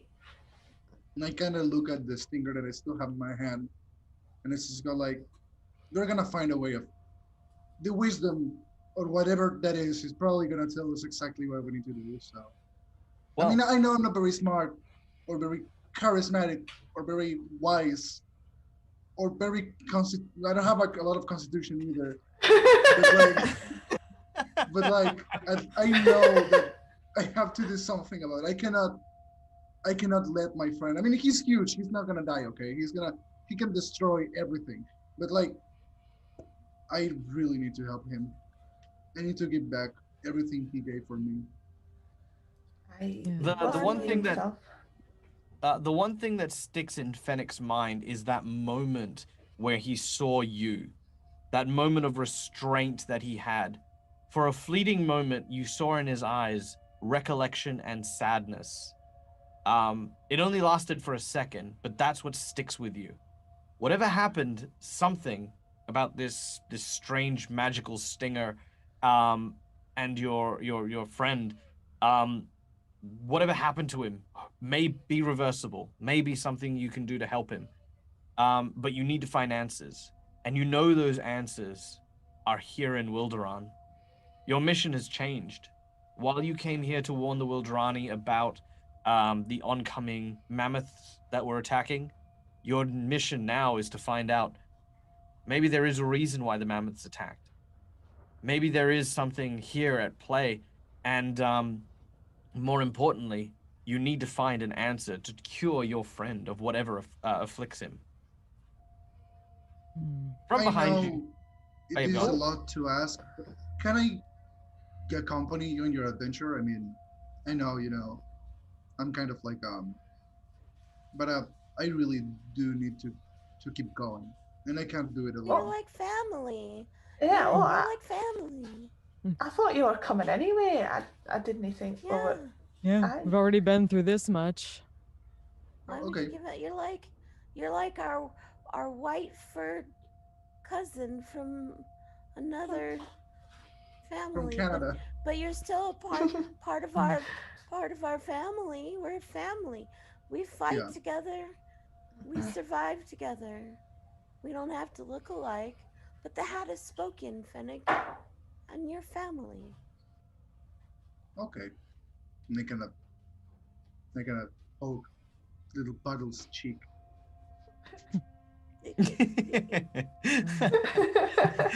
Sorry, I was watching Puddles. I was watching Puddles, like the actual like face rig Puddles, and like there was a moment where Puddles beamed. It was adorable. And if anyone has, please clip that moment. It was amazing. Yeah, it's So good. perfectly timed. All right, now as this happens from behind you, a wind picks up, and Puddles, your hat blows off the top of your head. It begins to roll at the top of the mountain towards the mountain's edge, along the southeast towards the cliff's face. It bounces Puddles is like gonna take off like the pants. so Yeah, I'm gonna run sorrow. after. Puddles I'm go. gonna run too. I'm gonna run and try to catch it too, actually. All right, all of you immediately rush over to the hat. The wind picks up and the hat flows into the air. All of a sudden, Puddles, your hand clasps onto the rim of the actual hat. Holding onto your feet is, around your waist really, is Sorrel, who's sort of grabbed onto you. And then holding onto Sorrel's feet is Fennec. And with one hand outstretched over like this huge drop of about 10,000 feet is Mocha, who's holding onto like basically one of the large can stones with one arm and holding onto you guys with the other as you have the hat. As you do so, Puddles, you see below you what looks to be a low-lying marshlands covered in a network of these like kind of rivers and waterways. You see below what is known as the Dread Grove, home of many of the reptile folk of Wilderan, as well as the serpents and the like. More specifically, it is actually a place where lots of creatures known as entomancers reside. Very akin to the druids, who are very warm-blooded and mammalian, the entomancers are those who specialize in insect magic. And with a very soft word, the hat has spoken. And with that, we will end today's session. As I would like to thank everyone once again for coming and tuning in today, and of course my wonderful and ever talented, amazing players. It is so good to have everyone back at the table. I know we played a fortnight ago for the beginning of the year, but this was just what I missed. I missed everyone being here and being awesome and cool, and Eddie there as well. Thank you so much to everyone in chat. Do stick around a little bit because we do have a little bit of extra time, so we're actually going to do a very quick Q&A. So if you have any questions for the cast or for me regarding either what happened today or what's happened during the adventure up until now, we're going to answer that at the very, very end. But first and foremost, I would like everyone to go around and tell us, of course, one line about what you thought about today's game, and then promote yourself. Where are you? What are you doing? Where can we find the amazing and wonderful content that you produce? Go team. Put on the damn hat. Best line, hands down, of the game. 100%. I cannot get enough of Puddles trying to get Sorrel to be with someone. Yeah, no, Like, the hookups are ultimate hilarious. wing. No pun intended, but they are really a wing person, wingman. Yes, and I'm Laura Bones. You can find me at Laura Bones on Twitch and Laura Bones 79 on Twitter. I stream on Mondays, Tuesdays, and today in a couple of hours. I do mostly world building and writing, tabletop campaign stuff, and a little bit of CSS design and things like that. Yeah, that's me. And actually, I'm going to throw something in there really quickly as well. I will be hopefully working with Laura and Secondhand Samurai coming up to actually create a World Anvil page for Aulestria, which is the realm in which we play with Run. So we are going to be working on a very nice, pretty, and professional place for people to go and find out more about the story and the lore of this particular campaign setting. So yeah, go definitely follow Laura Bones. Because lots of stuff we'll be doing will be there as well. So yay! Yay!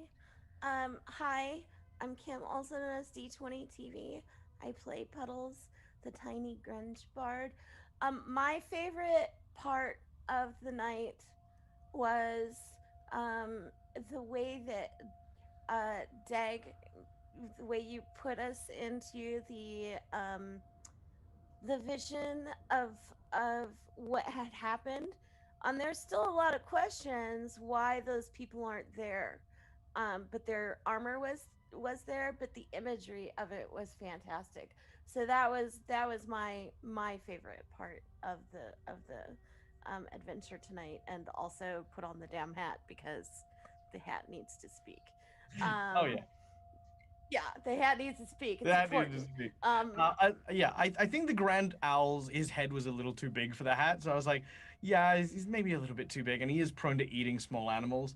And then it was like, you know what? I have this jerk of an owl who's just been Jerky McJerkface. That's literally my like GM notes. Like, okay, I need to have some notable NPC owls here. I've got sort of compassionate owl, and I have Jerky McJerkface. That was literally my only two notes. So I was like, oh, it'd be So hilarious. that's why Yes. only 2 hours step forward, and that's why Yeah, 'cause we're I did seeing that. through the curtain. We're peeking through the DM screen. Yeah, that's it. Just a little glimpse, little glimpse. Yeah, no, that was great. And you know what? There were a lot of things to be discovered, I guess. But all of them will eventually be revealed throughout the course of the adventure. Yeah, I definitely enjoyed your. I loved everything about the hat. By the way, it's one of those things because for me as a GM, every time the hat and the sorrel thing comes up, I have to then basically pump the brakes on what's happening and then go, I need to deal with this. I have to sink my teeth into it and make something happen here. So I'm glad because moments like that encourage me to create, and that's why I'm doing this. That's why we're here. Sorry, I'm interrupting. Carry on. Awesome. No, it's fine. But I also want to say that I loved that when Puddles came out of the hat, that that Mocha made sure that Puddles could get all soaked up, and that. And I also love the glove, even though it's too big for Puddles, because Puddles is very, very, very tiny. I intentionally asked to be the tiniest that I could be tiny, so I appreciate that. But you can find me at D20TV, D_20TV on Twitch and Twitter. I DM. I do training on 5th edition basics and fantasy grounds and all the things and stuff. But and I also decorate houses now because people want to see what it looks like. But I do a lot of map making with Dungeon Fog and help people kind of figure that out. But that's what I do. So hi everybody. It's nice to play and not be the DM, so I love it. So thanks. Yeah. I'm Aiden. I'm from the channel Aiden in YouTube. Recently broke 50K. So come check me out. I do very funny stuff, very short videos. So please come check it out. I'm sure you're going to have a laugh. And my favorite part of the session today was when Mocha said the skillet is coming out. I don't know why I just love that weapon so much. It's it's so iconic for me. But yeah, that was my favorite part of the video. And also obviously Puddles. But that's just like I would have to every episode I would have to choose Puddles. She's trying to hook up Sorrel with some kind of bird. So yeah. That's it really. Aiden on YouTube.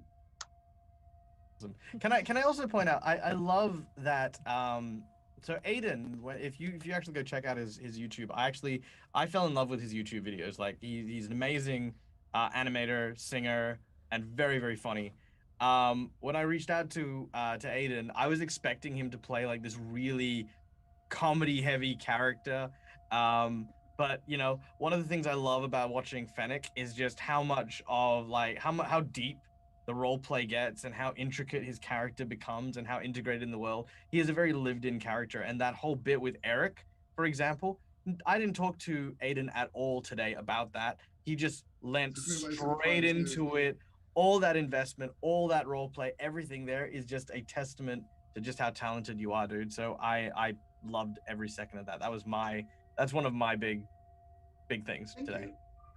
That's funny because I do comedy videos where 30-second comedy videos, but when I play D&D, I just like getting serious with my character for some reason. I've never tried doing a very funny character for D&D, like for a campaign. I should probably try. Comedian, yeah, that could be funny. Could be funny.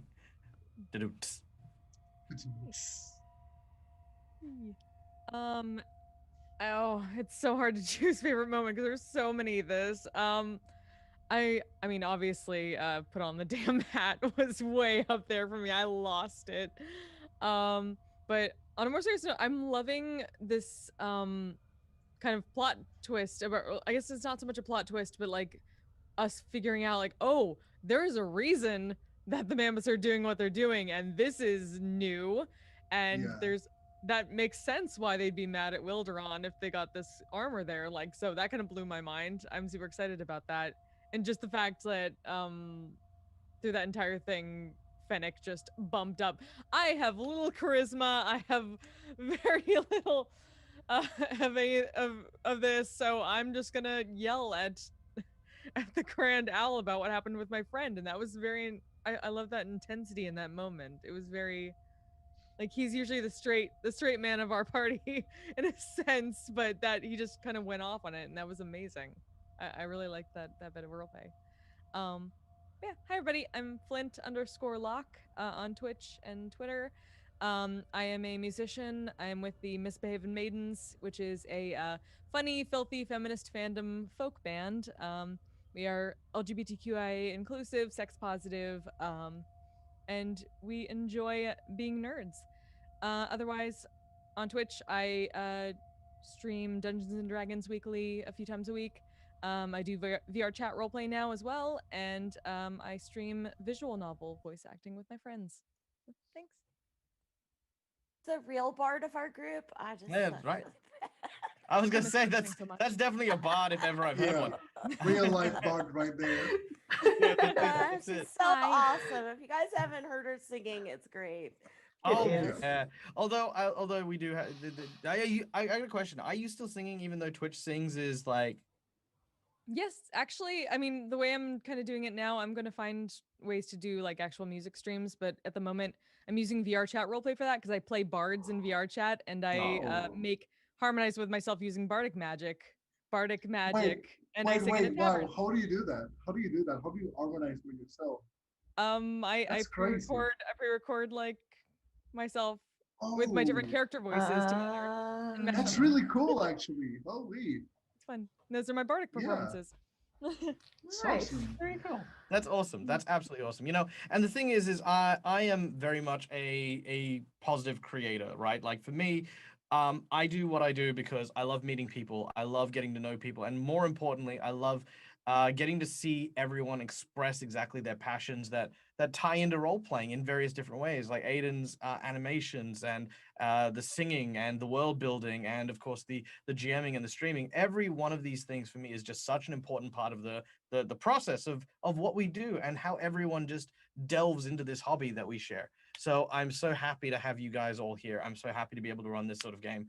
For me, literally probably my favorite moment was having you guys see that the giant bear standing up, and it wasn't an anthropomorphized animal, because that's the first one I think you guys have seen since the Aurochs, right? So the Aurochs were kind of like a lead in, like, yeah, there are animals around, like they do exist, you know, but you've never really seen one that has an equivalent match for a person.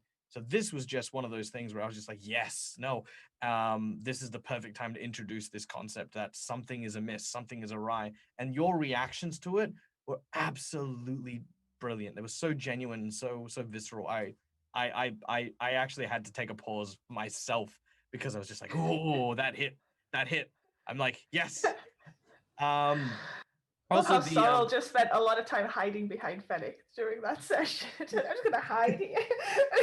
It was a very tense session today. It wasn't like the usual funny ha-has. It was actually very tense character-wise. yeah, no, absolutely. And the other, I mean, also the tiny little Fennec boop of Puddle. That was adorable. I melted a little. That was adorable. All right. Well, Yeah. before we go, of course, a couple of more people to, of course, thank and give donate and give props to. The first, of course, is none other than our sponsor for this show, Hero Forge, whom, if you enjoy, as you can see, the tokens that we use here, and also the tokens that we have for the characters. Eddie, can we pull up the Grand Owl again, real quick? Just on screen somewhere. if we can flick him on. All the models that we use for this particular show, every single one of them were made using Hero Forge, and they're doing nothing but getting better and better. It is a 3D printing and modeling software that you can access for free in order to make some awesome stuff. Not only can you actually 3D print these amazing things, but you can do pretty much what I do and come up with a bunch of character portraits for your games for free. And they look incredible and they're amazing, and they're fully articulate, so you can change their poses and stuff. It's great. Go check it out, heroforge.com. Great and wonderful people. Also, of course, the man behind the scene, as we have referred to him, is none other than our actual anthropomorphized Minotaur, Eddie. The editor, who is a wonderful, amazing, and incredible human being who manages everything from behind the scenes. We feed him, of course, off the donations that we get from you guys in the stream. So thank you to Captain Malik and everyone who has donated to today's stream, whether it be bits, whether it be in the cash donations. Eddie is incredible and awesome, and we love feeding him. If you want to check out Eddie in person, however, you can check out Eddie on Sundays. So tomorrow, more or less at this time, like maybe a half an hour before whatever time it is now for you. Tomorrow for Rise of the Rune Lords, where Eddie actually plays alongside me, where I get to be a player as we play through Pathfinder 2nd Edition, Rise of the Rune Lords. So yes, it's a fun little adventure there, so you can come check us out. And of course, guys, hey, I'm Michael. I'm the Delzy Gamer. This is my place. This is my face. And I do a whole bunch of live stream games. I have recently kicked up my Patreon now. So my Patreon now has a Wednesday evening slot, which technically starts time-wise 2 hours ago from whenever it was, whatever time it is right now. And yeah, we've got seats, we got people. We're playing Curse of Strahd on Wednesdays. We're playing Starfinder Attack of the Swarm on Monday, and we are playing Strange Aeons Saturday morning. So yeah, if you want to or you're interested, go check out patreon.com, @AussieGamer, and yeah, come play, have fun, play with me. I love meeting people. People are awesome. We are now going to go and raid someone and share the love and pass us on. So do stick around so you can earn those big DAG dollary dues, so you can influence the next score of DAG games as we go and visit the Giggle Guild. The Giggle Guilds are awesome. Oh, Do no one anybody asked any have questions. Yeah, I didn't think we had any questions, or I didn't see any questions. I was looking out for them. Let me just double check before I pass this on. We've got lots of cheers. Go Mochas. Unfortunately, yeah, not saying. Nobody Yeah. has questions. No, we didn't have any questions. We didn't have any questions at last, but that's fine. You know, that means that everything we did was super clear. Everyone loved the space, and thank you, Toasty Grover. I'm so Toasty Groover. I'm glad that you enjoyed it. I'm glad that everyone enjoys these. That's why I make these. I make these because we enjoy them, and I want you guys to enjoy them too. All right. So farewell for now. Stay safe. May your dice always roll interestingly. Until we see you again, game hard or die trying. Goodbye. See you later.